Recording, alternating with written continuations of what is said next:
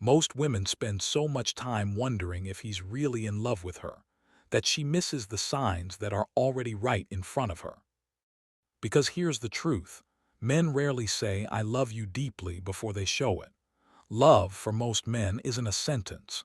It's a pattern of behavior, quiet, consistent, and easy to overlook if you don't know what you're looking for. Today we're breaking down 5 signs that a man is deeply in love with you, not infatuated, not just interested, but genuinely, emotionally attached. And sign number 3 is one almost nobody talks about, but psychologists say it's one of the clearest indicators there is. Stay until the end for that one. Let's get into it. Before we dive in, it's worth understanding why this matters. A lot of relationship advice focuses on what a man says, but words are cheap, and most people, men included, know exactly what to say in the moment.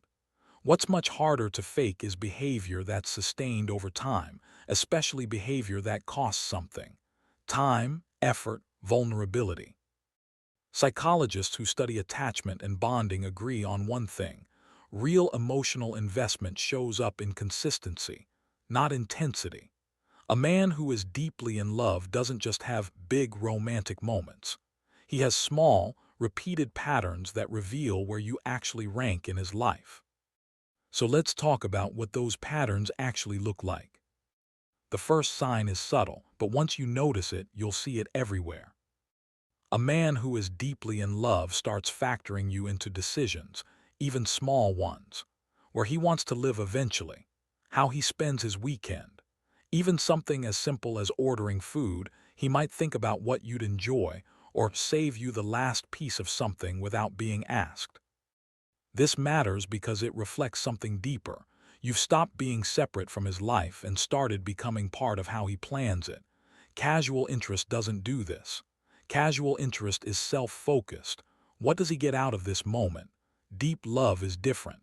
It starts to think in terms of us, even in ordinary, unremarkable ways. If you notice he mentions you when making plans, brings you up when talking about the future, or simply asks himself, "Would she like this?" before doing something, that's not small. That's his mind quietly including you in his life, without him even announcing it. The second sign is consistency, but specifically, consistency under pressure. Anyone can be attentive when things are easy.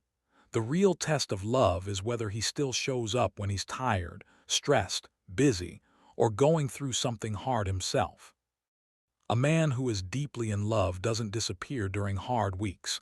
He might get quieter or need space, but he still checks in. He still makes the effort, even if it looks smaller than usual. What you're watching for isn't perfection, it's follow-through, even when it costs him energy he doesn't have much of.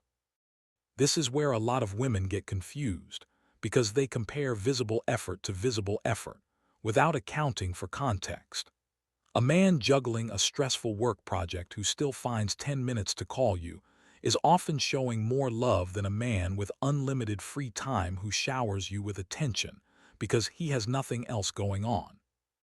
Love isn't measured by how much free time someone has to give you. It's measured by what he chooses to prioritize when time and energy are limited. And here's sign number 3, the one most people miss completely.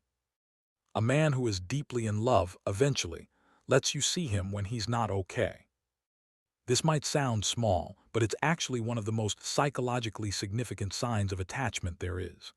Many men are raised to hide struggle, to present strength, certainty, and control at all times, especially in front of someone they're trying to impress or win over. So in the early stages of interest, you often only see his best self: confident, put together, easygoing. But real emotional depth shows up in the opposite moment, when he stops managing his image around you. When he admits he's stressed, or unsure, or having a rough day without immediately trying to fix or hide it. When he lets you see him tired, frustrated, or quiet without performing.